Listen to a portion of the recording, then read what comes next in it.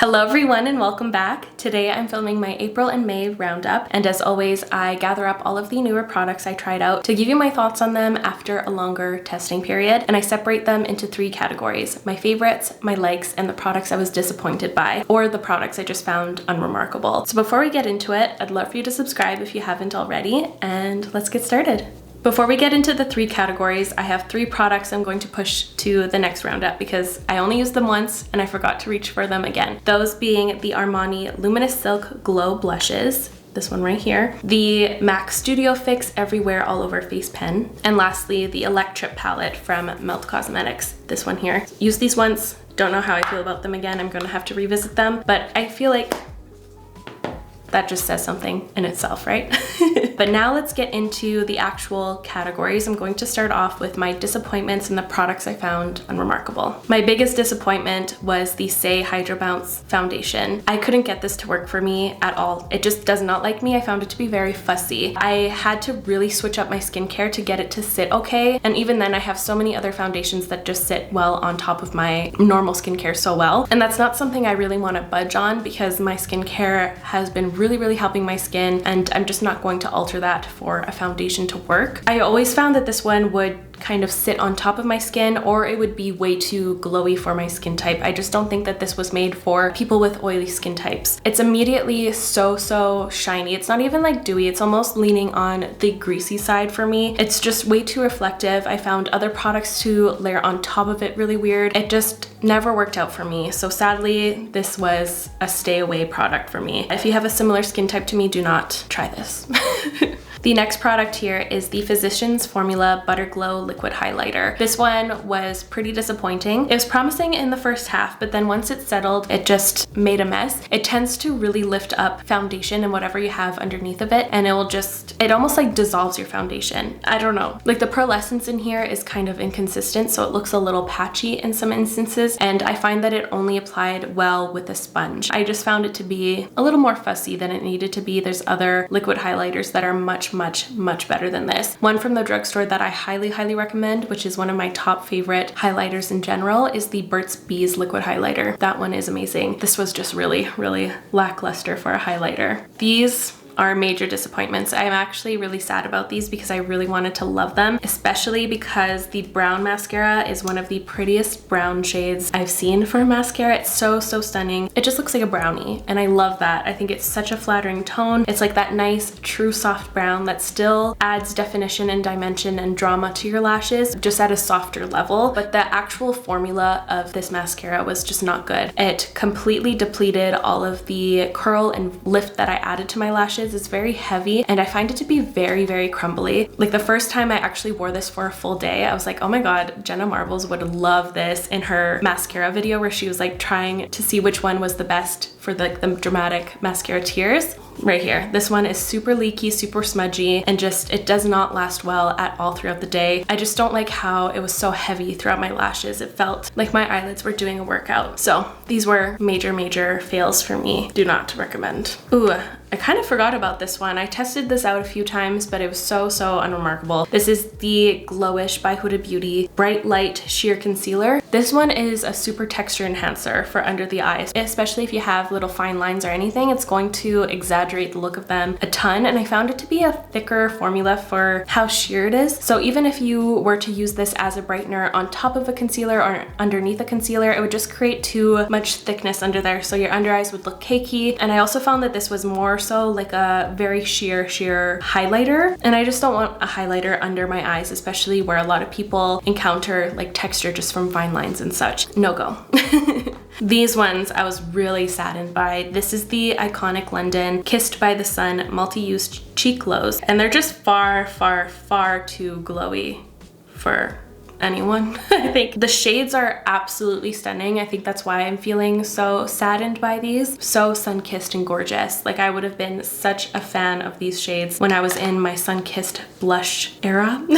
Sadly, these have kind of this overlay. It's not an overlay because it's within the whole product, but when you apply it onto your cheeks, the glitter kind of polishes weird, and it's that kind of inconsistent glow where some of the glitters will kind of clump together and it will just make it look patchy, and the glitter in here is just far too thick. So it just looked like a crazy 2015 highlighter in a very vibrant blush. So it just was very texture enhancing. It will enhance every pore you have, little fine line you have. It was just not good. They felt very promising in the beginning, but they let me down quite heavily. The texture does feel nice. It has kind of like that cream to powder feel, but I just wish that the pearl in here was just very finely milled. If that was the case, I think these would be big favorites. And my last disappointment was the HD Skin, the face sculpting palette from Makeup Forever. I wanted to love this so bad. I remember seeing like the reveal on Instagram and I was super excited about this, but sadly, textures like this, they're very, very greasy and I find them to break me out. I know a product breaks me out because the next day I'll have little white pimples that aren't really like pimples. They're just like very surface level and they're very tiny and they're always in the place where I applied the product, and I got that every time I used this, unfortunately, which is funny because this is definitely made for makeup artists in mind, and you think that they would create a formula that would be great for all skin types. And I also feel like they should have had a few more levels of cooler tones because there's a lot of warm tones in here and there's a lot of shades that look very, very similar. Like even the undertones look too similar for this kind of a palette. I just feel like, I don't know,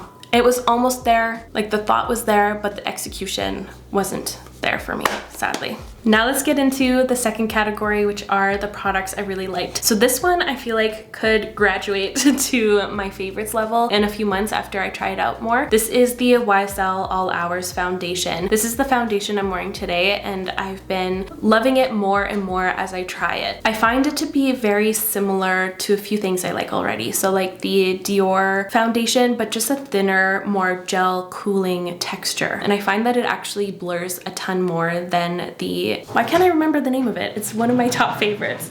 Jeez, Forever Skin Glow. I just needed to grab it, but this one, it reminds me a lot of this one. I have been having non-stop issues with foundation in my skin this month, and I finally settled on the fact that it might be the smoke outside, because once I went to the mountains in Jasper, it was super, super rainy. My skin just completely did a 180 and it's back to normal and I can apply my makeup like I want to. But anyways, this foundation has been laying on my skin beautifully. I love how long wearing it is. Products layer on top of it beautifully. I can use any type of primer I want underneath of it. It's very fuss-free and it feels more reliable. So I think that this one could potentially be a future favorite of mine after a few more months of testing, but so far I really, really, really enjoy it.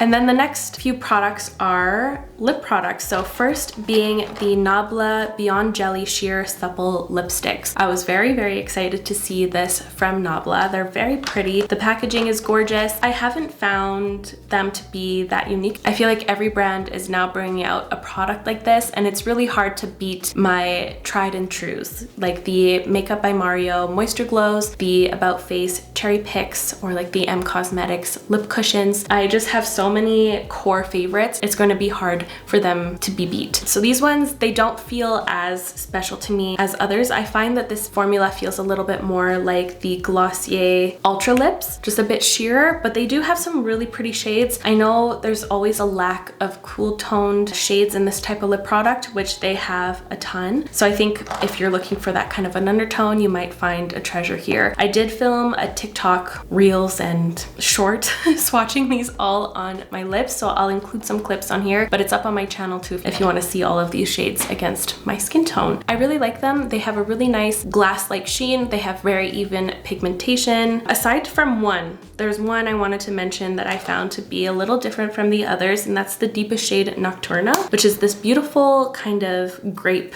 jelly shade. It's far sheerer and far more patchy than the rest of them, but the rest here are very, very even. So I like them. And another similar product to those are the iconic London Melting Touch Lip Balms. So these are very, very comparable to the Moisture Glows and the Cherry Pick from About Face. It has kind of that more lacquered, thicker feel to it. It's almost like a balm meets a gloss in a stick. They have really great pigmentation, but again, it's going to be hard for this type of product to beat my core favorites. But they're really nice. If you enjoy those types of lip products, you'll enjoy these too. It just, I guess, depends on what color you're looking for. Again, it's just a really nice texture. Maybe I'll layer one of them on right now because I feel like my lipstick is leaching. I'm going to put a little bit of Sitting Pretty on top of what I have right now.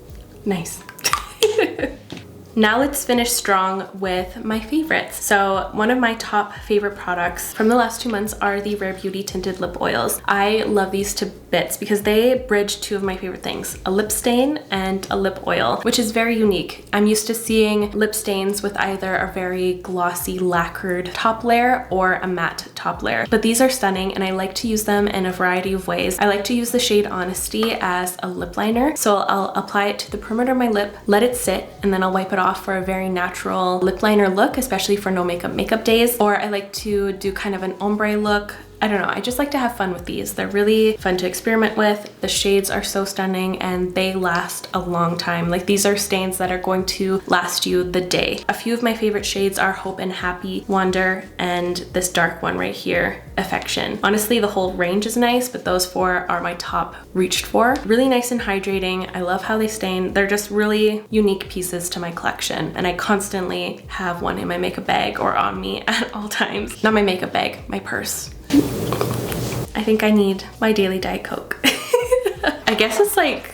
lip stain central over here right now, but this is another one I am so excited about. These are the new Armani Lip Maestro Satin Stains. My favorite shade ever is 01. The moment I received this in the mail, I was like, oh, you and me, we're gonna be very, very close. This has come with me everywhere. I just love every single thing about this. And the applicator is so nice and precise. Look at this. I'm gonna do the classic hand thing to get my camera to focus. But look how pointy that is. So it's so awesome to get precise application. It feels so nice. It applies the perfect amount because it kind of cups some product right in the center there. It's a very fluffy applicator, so it feels really nice and plush going on your lips. The formula itself is really, really nice and plush feeling. It feels hydrating and slightly lacquer-esque, but it feels a lot more fluffy than other lip stain lacquers I've tried. So here's the shade 01, the one that I've been loving the most, and 02 is really cute too. These are the three that I received in PR, but I am really interested to check out the other shades that they offer because I believe they came out with like 8 or so, but really, really pretty colors. The stain is really nice and subtle too, so it just prolongs the wear and you don't really have to worry about it throughout the day. You know you're just gonna be good, you're gonna be cute, and yeah, it feels really nice and cooling on your lips. It just makes them look a little bit more plump because of that subtle glow, and I feel like it subtly fills in my little lip lines and just ultimately makes my lips look phenomenal. So that's all you want. I have been utterly obsessed, like for real. I can't get enough of it. I get so excited to slather that on my lips. But now let's stray away from lips because I feel like I've been talking about lip products for a while now. Let's get into some eye products here. So I have some eyeshadow palettes here, my favorites. I have not been able to stop using the Nars Laguna palettes. These are so cute. This one here is a very subtle kind of neutral palette. We've seen a bajillion of these before, but it's just perfect. You know, I just love how neutral this one is. It doesn't really pull that orange. It has like a really pretty glittery top coat and these really nice satin shades. It just has everything I want for like a quick makeup. And this quad right here is so fun. This is very special to me. It reminds me a lot of the Charlotte Tilbury Pop Shot shadows that were limited edition. It has that really nice intense glittery look, and my roommates are playing chef downstairs, so if you can hear some tapping, it's distracting me. Anyways, these are so, so pretty and lustrous and gorgeous. I don't even know if lustrous is a word, but I think it is. Very, very nice to top on anything. But yeah, the formula is really, really nice. I've never really liked a Nars palette, but I'm happy I found one that I can't stop using. Gorgeous. And of course, with eyeshadow palettes, it's very subjective. If you see yourself wanting to wear these shades all the time, go for it. But if you don't purchase it.